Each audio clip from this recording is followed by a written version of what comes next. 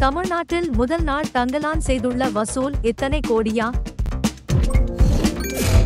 Studio green Gnanavel ராஜா தயாரிப்பில் சியான் விக்ரம் நடிப்பில் இயக்குனர் ப ரஞ்சித் இயக்கத்தில் பிரமாண்டமாக உருவாகி நேற்று வெளிவந்த திரைப்படம் தங்கலான்.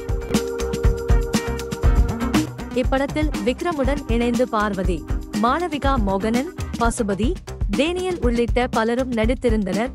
மேலும் ஜி.வி. பிரகாஷின் இசை இப்படத்தை மிகப்பெரிய அளவில் கொண்டு சென்றுள்ளது.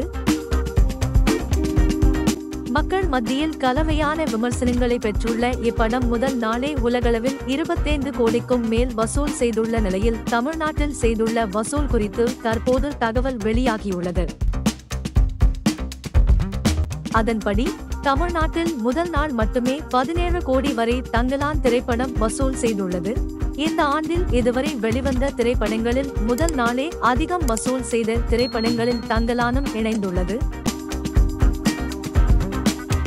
தொடர்ந்து சினிமா செய்திகள் பார்க்க நமது சேனலை சப்ஸ்கிரைப் பண்ணுங்க. நன்றி.